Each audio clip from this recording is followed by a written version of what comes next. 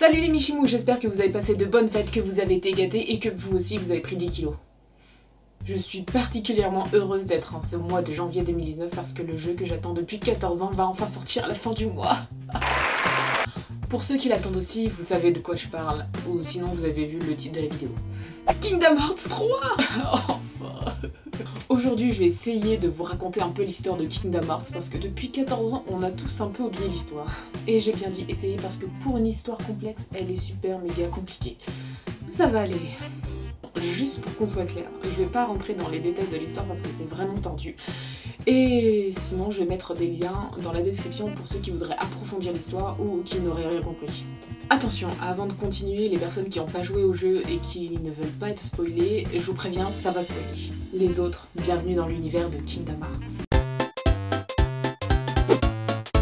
Je me souviens quand j'avais joué au premier jeu sur ma PS2 que j'avais acheté exprès, c'était ma première console. Oui, bon, avant je jouais à Barbie Détective et Sabrina l'apprentie sorcière sur PC, ne me jugez pas. Puis après j'ai commencé le 2 quand je n'arrivais pas à finir le premier à cause de ce foutu reboot et de ces cinématiques interminables que tu devais te retaper à chaque fois que tu mourais. Et là j'ai découvert qu'il y avait plein d'autres jeux Kingdom Hearts sur d'autres consoles qui complétaient l'histoire du 1 et du 2 et qu'il était fort probable que tu ne comprennes rien au détail si tu n'y avais pas joué. Les gars, pourquoi? Il faut savoir qu'il y a 13 jeux qui composent la saga Kingdom Hearts sans compter le 3. Pour ceux qui voudraient se refaire les jeux dans l'ordre chronologique de l'histoire, voici la liste avec les consoles que vous devrez acheter. Kingdom Hearts Unchained Chi sur Android et iOS. Buff by Sleep sur PSP. Kingdom Hearts sur PS2. Chain of Memories sur Game Boy Advance. 358 Days Over 2 sur Nintendo DS. Kingdom Hearts 2 sur PS2. Kingdom Hearts Coded sur téléphone mobile puis Nintendo DS. Dream Drop Distance sur 3DS. Et enfin, Kingdom Hearts 3 sur PS4 et Xbox One. Donc du coup, sans compter Kingdom Hearts 3, il fallait 6 consoles différentes pour comprendre toute l'histoire du jeu. Surtout quand on regarde Kingdom Hearts et Kingdom Hearts 2, il y a une grosse partie de l'histoire qui passe à la trappe. Heureusement que les développeurs ont pensé à nous, pauvres vieux qui ne pouvaient avoir que la PS2, et ont sorti une compilation de tous ces jeux sur la PS3. Kingdom Hearts HD 1.5 Remix. Kingdom Hearts HD 2.5 Remix. Kingdom Hearts HD 2.8 Final Chapter Prologue. Ces compilations contiennent une remasterisation des jeux pour la PS3, ainsi que des scènes inédites et en haute définition. Ils vont vous aider à comprendre la trame du 3 sans vous ruiner à acheter toutes ces consoles. Et comme je suis pauvre, je n'ai toujours pas pu y jouer. Donc du coup, je le répète, mais je n'ai joué qu'à Kingdom Hearts et Kingdom Hearts 2. Mais j'ai fait des recherches pour vous expliquer au mieux l'histoire de la saga qui est très compliquée. Donc s'il y a des trucs faux, s'il vous plaît, ne m'en voulez pas, mais je serais ravie d'en apprendre plus si vous êtes mieux calé que moi. Allez, installez-vous bien au chaud dans votre plaid, un bon chocolat chaud et une tranche de fromage, et on va commencer l'histoire. Il était une fois 3 héros, Aqua, Ventus et Terra. Aqua et Terra devaient passer un examen pour devenir maître de la Keyblade devant maître Heracus et maître Xehanort. Mais seul Aqua réussit à passer cet examen car Terra ne put résister à ses ténèbres. Mais en fait, c'est pas ça qui nous intéresse, parce que Ventus était le disciple de Xehanort. Le cœur de Ventus était composé d'une partie de lumière et d'une partie de ténèbres à forces égales. Son maître voulait que Ventus utilise ses forces pour former la Keyblade, une arme formée de 2 Keyblades qui lui permettrait d'ouvrir le Kingdom Hearts, le cœur des mondes. Ventus ne voulant pas utiliser sa partie de ténèbres, Xehanort lui extrait de force avec sa Keyblade et ainsi naquit Vanitas. Sora.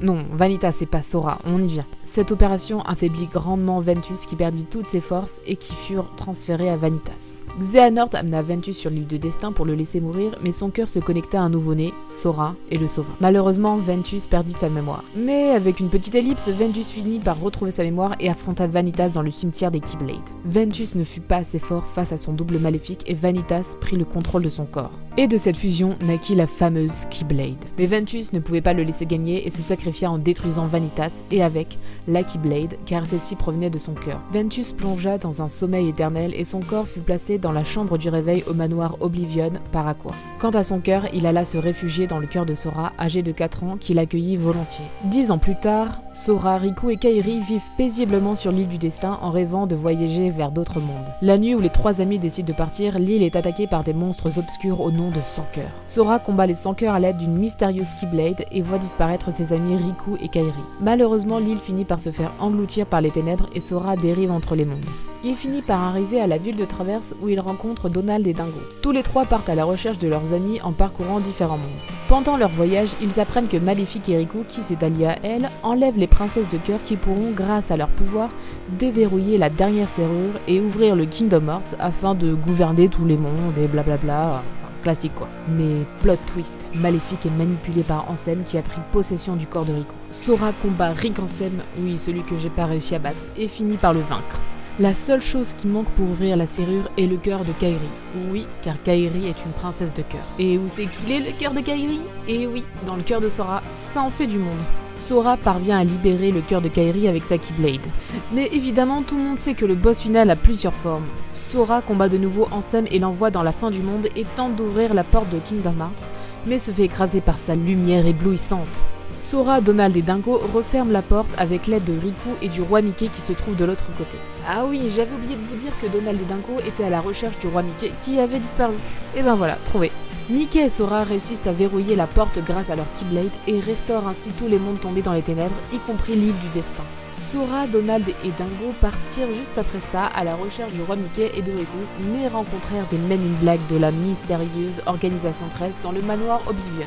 Dans le manoir, nos trois héros devront affronter des simili qui sont des êtres qui naissent lorsque le cœur d'une personne a été dérobé et qu'il ne lui reste plus que son corps et son âme. Un des hommes de l'Organisation 13, Marluxia, manipule les souvenirs de Sora grâce à la capacité de Naminé qu'il garde prisonnière. Plus Sora avançait dans le château, plus ses souvenirs avec Kairi s'effaçaient pour être remplacés par de faux souvenirs avec Naminé. Sora finit par vaincre Marluxia, mais pour récupérer ses souvenirs, il doit tomber dans un profond sommeil avec ses amis. Nous suivons maintenant Roxas, tout nouveau membre de l'Organisation 13, seulement il a perdu sa mémoire. Roxas est le simili de Sora et naquit quand celui-ci transperça son cœur pour sauver celui de Kairi. Sa mission est de récolter des cœurs afin de reconstruire le Kingdom Hearts. Et oui encore. Au fur et à mesure de ses missions, la mémoire de Roxas lui revient peu à peu et il se demande pourquoi il peut manipuler la Keyblade et doute des intentions de son organisation. Roxas finit par quitter l'organisation et tenta de détruire le Kingdom Hearts, mais fut vaincu par Riku. Roxas fut alors transféré dans une copie virtuelle de la Cité du Crépuscule, endroit où il allait tous les jours, après ses missions, manger une glace à l'eau de mer avec ses amis.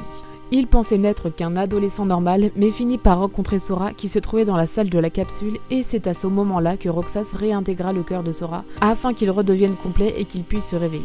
Bravo à vous si vous avez réussi à suivre jusque-là. Sora se réveille enfin après un an de sieste. Il repart avec Donald et Dingo afin d'arrêter l'Organisation 13 et ses simili. La team rencontre de nouveau le roi Mickey qui leur révèle que Ansem n'est autre que le sans-cœur de Xehanort et que le chef de l'Organisation 13, Xemnas, est le simili de Xehanort. Mind blow!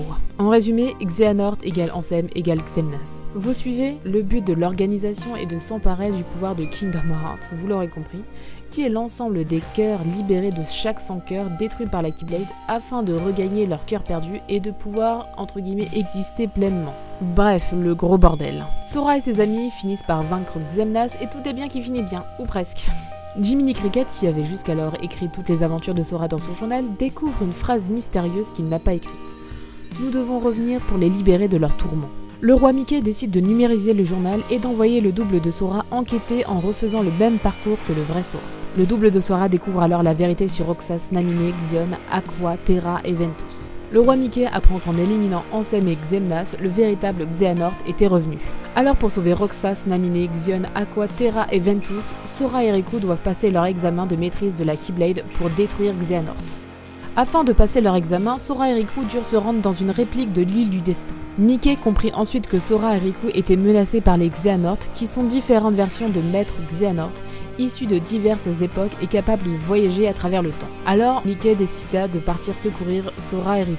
L'inconnu, qui était une version jeune de Xehanort et qui avait la capacité de voyager dans le temps, apparut alors à Sora, lui expliquant que le sceau X sur son torse permettait au gang Xehanort de le surveiller et de le suivre à la trace, afin de faire de lui le 13e réceptacle de maître Xehanort. Le plan du gang Xehanort était de déposer le cœur de maître Xehanort dans 13 réceptacles, Sora étant le dernier. C'est alors que Riku terrassa finalement le jeune Xehanort. Puis le vieux Xehanort apparut enfin, révélant que les 13 réceptacles étaient nécessaires pour forger la Keyblade. C'est alors que Sora décida de retourner une dernière fois dans les mondes endormis pour entamer l'ultime bataille qui opposera le gang Xehanort aux 7 guerriers de lumière, Sora, Riku, Kairi, Mickey, Aqua, Ventus et Léa. Et c'est ainsi que vous avez toute l'histoire pour bien commencer Kingdom Hearts 3 et savoir où on en est dans l'histoire. En route pour le sauvetage des guerriers de la lumière et la bataille finale contre le gang Xehanort. J'espère que ça vous a plu et que vous n'êtes pas trop perdus. En attendant, j'ai mis les liens dans la description pour ceux qui veulent aller voir l'histoire complète de Kingdom Hearts. J'ai tellement hâte de pouvoir jouer au 3 et peut-être qu'on en reparlera.